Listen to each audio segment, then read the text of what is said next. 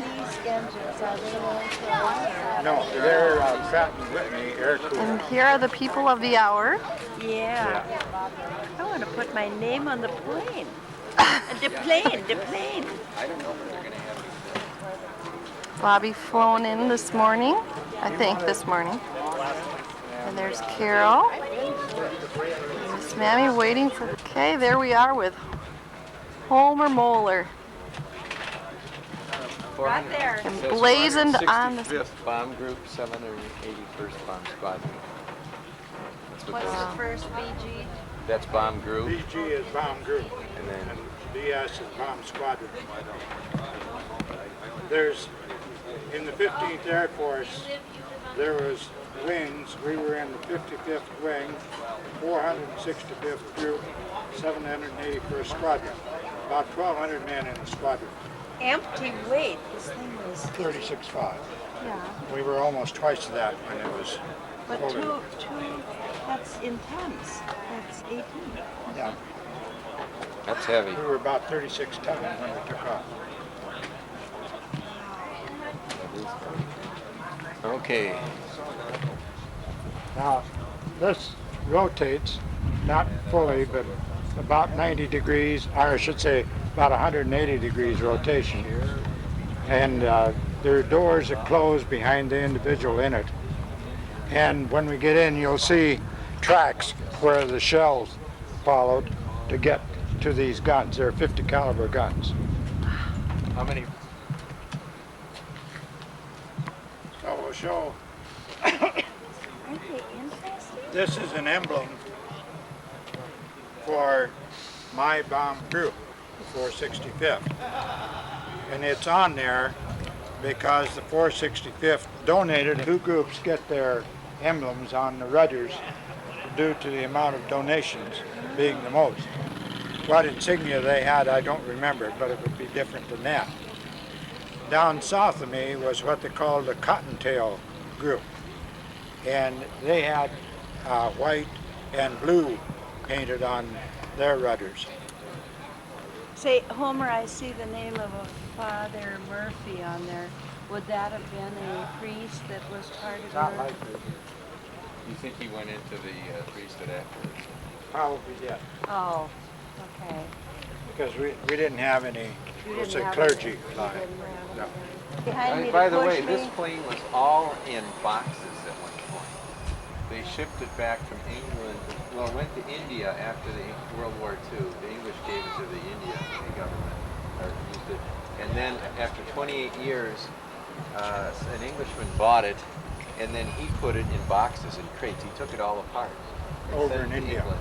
And shipped it to England. And then they shipped it to the United States when someone here bought it, this Collins, from the Collins Foundation. But this whole thing was in boxes. So they re-riveted and rebuilt it. Yeah, there's 1,200,000 parts they said they had to rebuild and put back together. And it cost $1,300,000 to restore it. When it was built, it cost $250,000, right? Yeah, it cost So what would that $250,000. be in today's value? Oh, well, it'd be well over $2.5 million. Be an ammunition box, and you can see the ammunition flowing through the sea at eye level there, are what would raise and lower the guns, and then he turn it like this, and then he has triggers on each one, so that he can control where the turret turns, he can control the elevation of the guns, and when they fire. And it was cold riding back there. Well, I would... These are oxygen tanks. You'll see a lot of yellow ones in the aircraft. So at any time we were above 10,000 feet, I'll be up on this bench right here. How many of you will be on it tonight? there'll be 7 of us I plus think I'll sit here with these are the So where seatbelts. else will you be? up front. Dad's going to be up front and get to sit in his co-pilot seat. So he'll get to do that, but I think I'm back here in business class, or coach. Cargo. Do they serve you like champagne Yeah. and stuff now, Well, I'm Bob? wondering if I'll even get the tray will come by or not. I kind of doubt it. Oh, With there's the macadamia nuts. And there's really not a lot of room in them No. Not inside. because they're so completely Yeah. filled with. These little green bottles are into it. This is an electric winch that lowers it outside of the plane. You can see this hinging apparatus here. And so it'll come down, and then it can rotate a full 360 degrees. It has two guns, 50 caliber, and this whole thing will rotate, as I say, 360 degrees. It has self-computing gun sights in it. So all the fellow in there had to do was to put into his sights whatever he was shooting at, and it would automatically lead whatever was necessary. So this was the electrical unit that raised and lowered. Up ahead here, well, they could, but it was pretty dangerous. We're going to go this way. Would they go out these windows or out the bottom? No, there's a hatchback. If they didn't go out the bottom, And otherwise, go right here and just... yeah. Kind of bend over like you. And that's what the bomb looked like. And it's hooked onto a rack, which you can't see right here. And that hook, there's two hooks onto this. And it's electric controlled. When an impulse comes, it comes from two places. Either from the bomb sight or an electrical switch that you can flip. And they'll release all of them at one time. It just opens the locks. Is that bombs? You'll see hydraulic lines, gas lines, control cables. There's a hydraulic reservoir here on our right.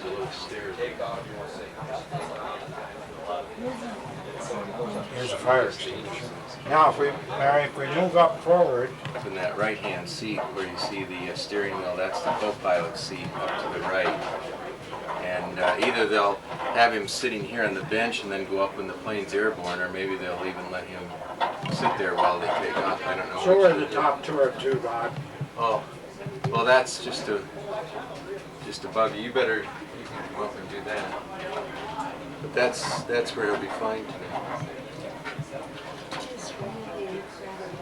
Let's see, Mary.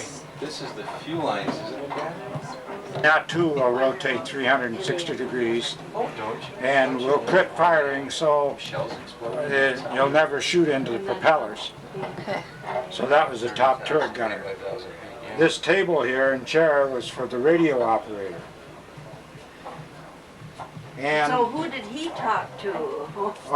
he got radio messages and sent radio messages. What, back to other planes? Yeah, Or- and back to the base. And the navigator would be on the left in front of the nose wheel. There's tables up there for both of them. So that's where two of them would be. The engineer would normally be right here or up on this flight But did deck. the bombardiers tell when to drop the bombs? Yeah, he knew. I'll show you the bomb sight up there. Okay. And it was an automatic bomb sight, one craft that was ever built. About 18,600. When Ford was building them in Detroit, they would put out one finished B-24 every 59 minutes. And one an hour. There's hydraulic lines and fuel lines.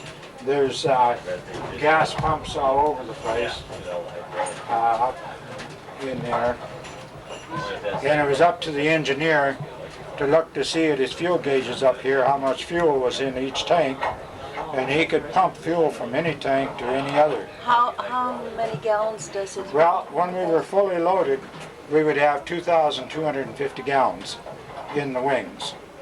Now, when they wanted to do long flights, they had rubber fuel tanks that they could put in here in place of bombs. And they could fly, say, 12, 14 hours easily then. Self-sealing tanks, they had Yes. big black ones, weren't they? Yes, big black ones.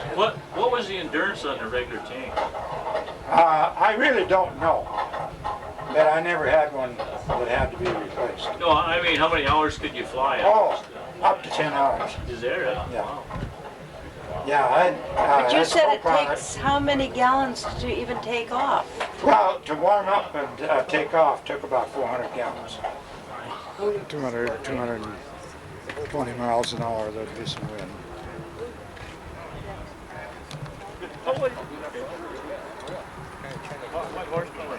At 1,200 horsepower, I thought they were 14. Well, you can.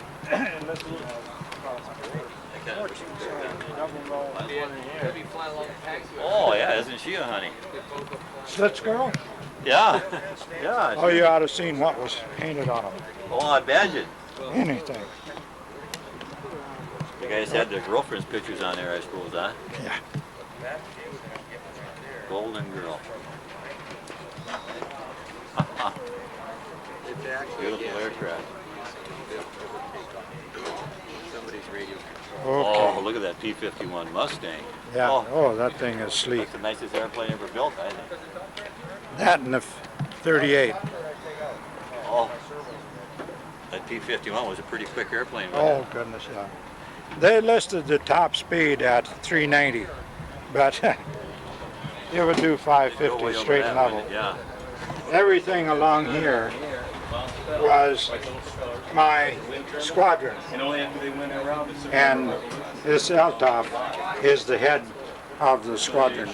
You saw him in Tucson.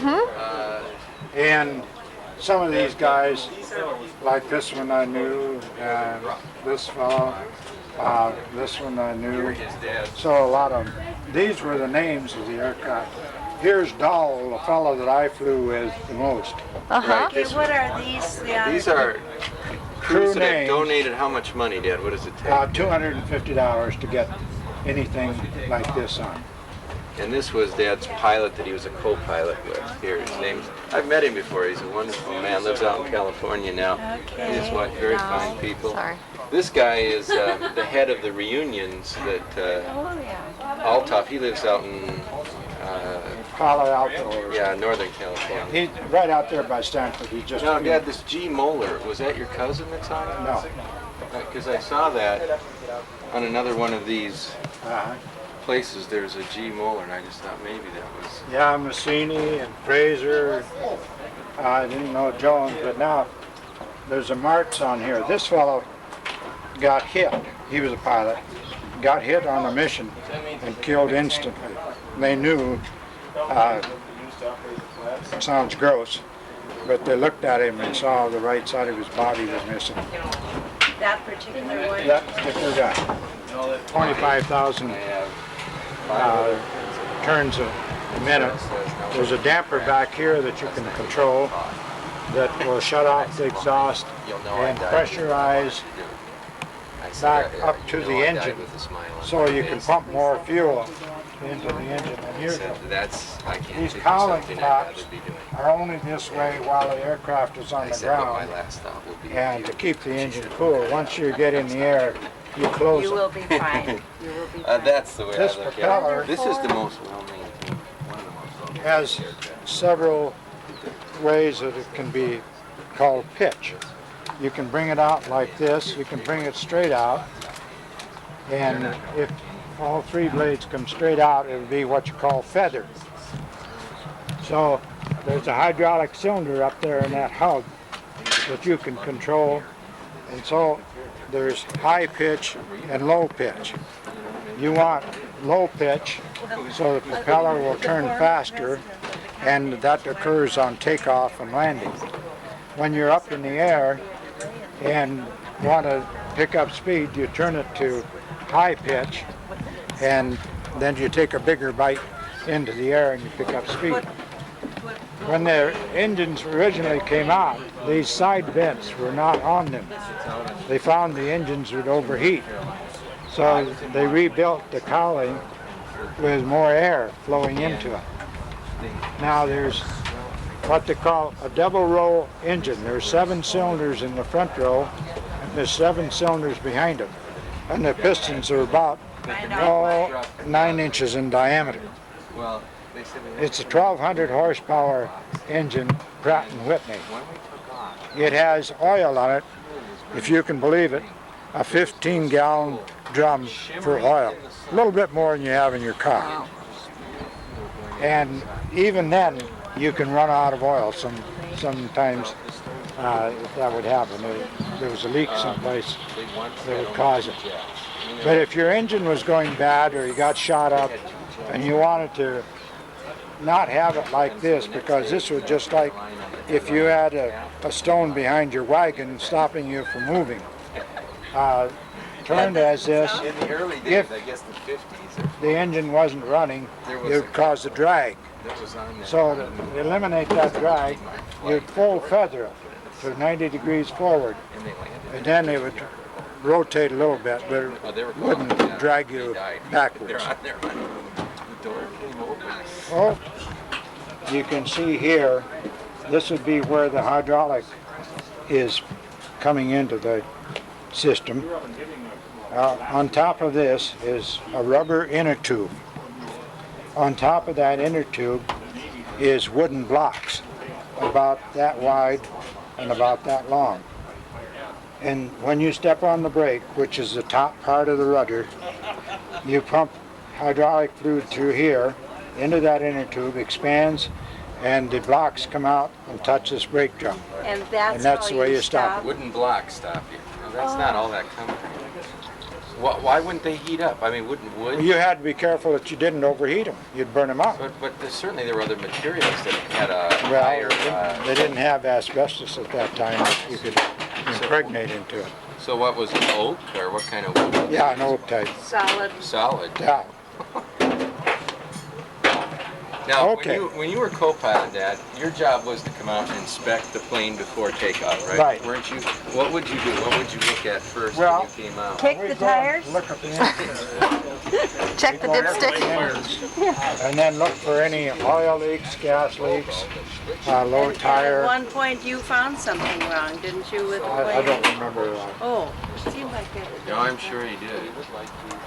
So, in essence, the general inspection of the aircraft, the pilot was the only one that could say, I will not fly this plane. But he had to have an awfully good reason. Yes. But we were on one mission. I was flying with a fellow from New Jersey, and we were on the east side of the Adriatic over Yugoslavia. And we were pumping oil like crazy out of one engine.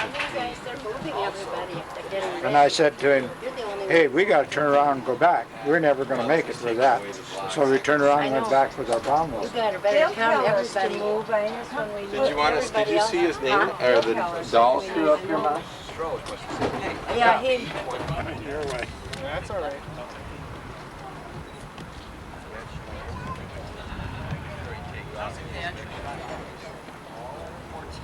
Wonderful. Huh?